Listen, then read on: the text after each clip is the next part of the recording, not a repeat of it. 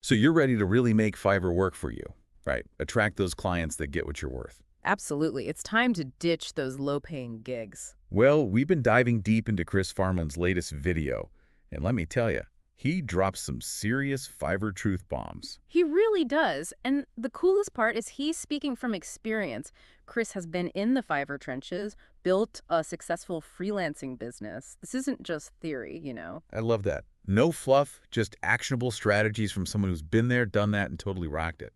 Okay, so what's the first thing we need to master to escape Fiverr's bargain basement? He starts with something that might seem obvious, but a lot of sellers, even experienced ones, get it wrong. Thumbnails and videos. Okay, I can already feel myself nodding along with this. First impressions are everything, but how do you actually make that happen on Fiverr? That's where it gets really tactical. Chris actually analyzes real Fiverr gigs, the good, the bad, and the just plain ugly. Oh, I love a good Fiverr roast. Yeah. Give me the juicy details. He uses the analogy of scrolling through YouTube. You have literally seconds to make someone click on your video, right? Yeah. Your Fiverr gig is the same. It's like a mini movie trailer. Okay, that makes total sense. But everyone says eye-catching thumbnail. How do you even do that with so much competition? Right. Well, one thing Chris points out is that a lot of sellers make the mistake of trying to cram way too much onto that thumbnail. Oh, yeah, guilty as charged. They think they need to explain everything, include tons of text, graphics, all kinds of stuff. So it's like that cluttered flyer you find on a lamppost? No one even looks at those. Exactly. It's way too much information all at once. Yeah. Chris says to think of your thumbnail more like a billboard. Ooh, I like that. A billboard is clear, concise, bold. You get the message instantly. Exactly. He actually shows an example of a top seller who was using a random freeze frame from their gig video as their thumbnail. Yikes. Talk about a missed opportunity. Totally. And then he talks about videos. And some people are still on the fence about whether videos are really necessary. Especially if you're not a video editor or anything. Right. But Chris makes a really strong case for why videos are non-negotiable, especially if you're selling a service. Okay, I'm all ears. Convince me. It boils down to this. People want to connect with the person behind the gig, right? They want to know who they're potentially working with. A video, even a short one, lets you do that. Kind of like a virtual handshake. Makes you more human, more relatable. Exactly. Plus, it allows you to showcase your personality, build trust. People buy from people they like and trust, right? A video lets you inject some of that human element into your Fiverr profile. Okay, that makes sense. And it doesn't have to be some super fancy production, right? Not at all. Just you being yourself, talking to the camera, telling potential clients about your skills and what makes you unique. I like it. Authenticity is key. So let's say our thumbnails are eye-catching, our videos are top-notch. What's the next step in creating a killer Fiverr gig? Now it's all about those packages, and this is where clarity is crucial. Okay, packages. What do we need to know about getting those right? Chris uses an example of a Fiverr seller, and this person's package titles are super generic. Like, there's nothing about them that makes them stand out. Oh, I've totally been there. Yeah. Trying to appeal to everyone and ending up appealing to no one. Exactly. So instead of being vague, Chris recommends getting laser-focused with your packages. Treat them like mini breakdowns of exactly what's included. So instead of just saying website copy, I'd say something like 500 words of website copy, optimized for SEO for your About Us and contact pages. Exactly. The more specific, the better. Because it takes the guesswork out for potential clients, right? They know exactly what they're getting. You got it. Clarity builds trust and minimizes confusion down the line. Makes sense. Now, can we talk about the topic that makes many freelancers a little squeamish: pricing? Oh, pricing. Yes, we have to talk about it. It's one of the most important aspects of your Fiverr gigs. It's such a balancing act. You want to be competitive, but you also don't want to undervalue your skills and experience.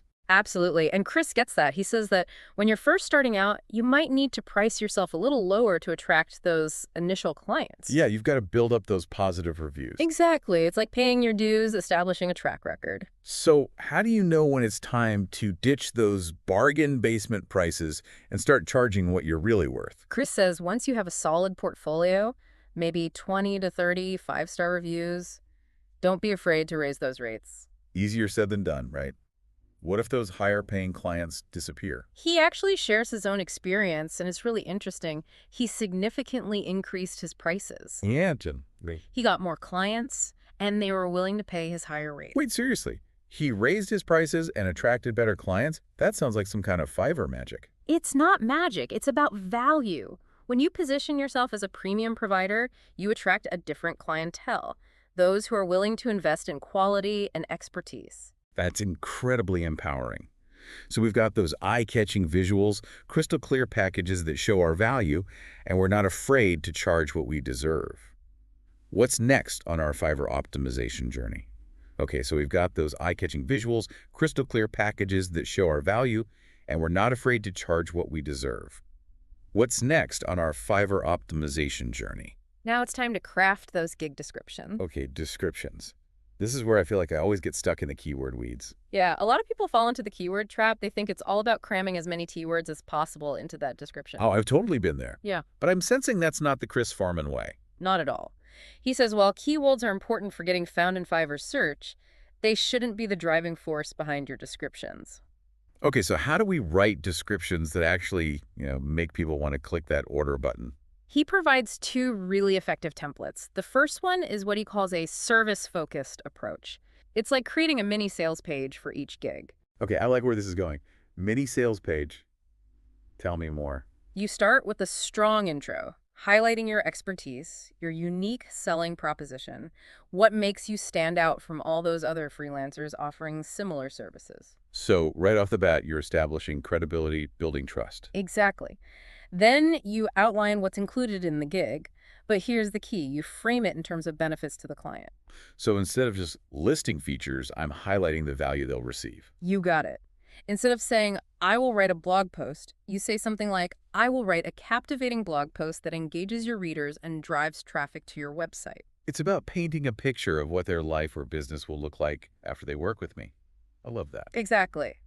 And then you end with a clear call to action. Something like, order now to boost your online presence, or contact me to discuss your project. So it's structured, it's benefit-driven, and it tells them exactly what to do next.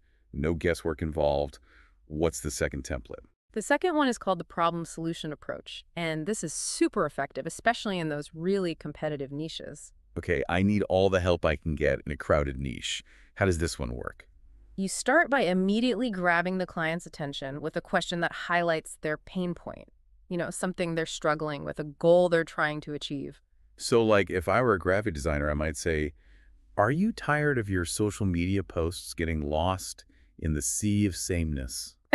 Something like This is a that. perfect example. You're speaking directly to their pain point, and then boom, you hit them with the solution. Which is? Something like, I can create scroll-stopping social media graphics that will make your brand stand out and attract more customers. I love how proactive and solutions-oriented that is. You're not just describing what you do. You're positioning yourself as the answer to their problems. Exactly.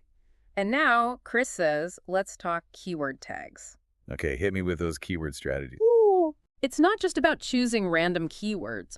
You need to think like your ideal client. What would they actually type into that Fiverr search bar?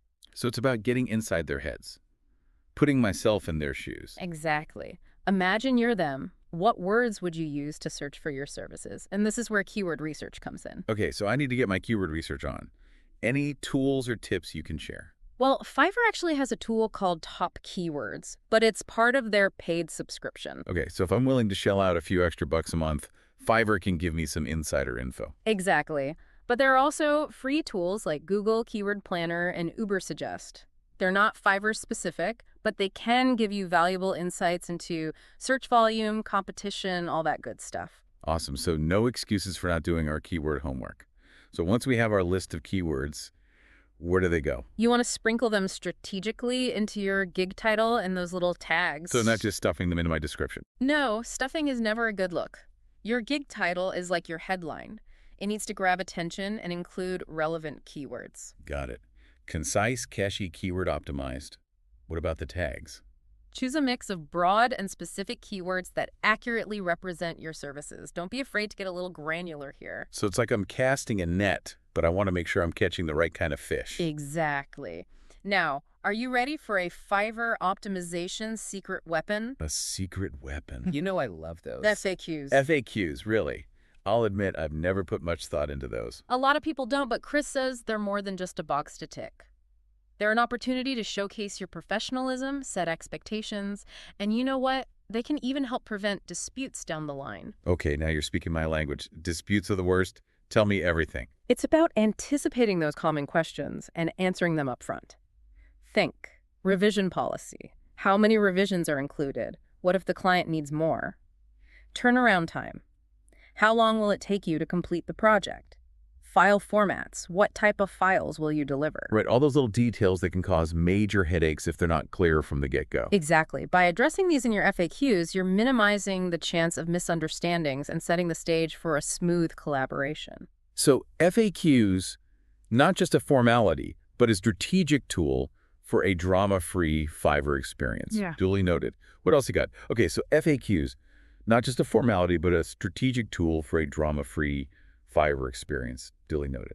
What else you got? One more thing, and this is more about what happens after you get those orders. Okay, you're talking about client communication, managing projects, all that good stuff. Kind of. It's about reviews. Reviews, you mean like responding to them? Mm-hmm. I'll be honest, I usually just kind of skim through those, especially the positive ones. I get it. It's easy to just focus on the next gig, right? Exactly. But Chris says that's a missed opportunity. A huge one.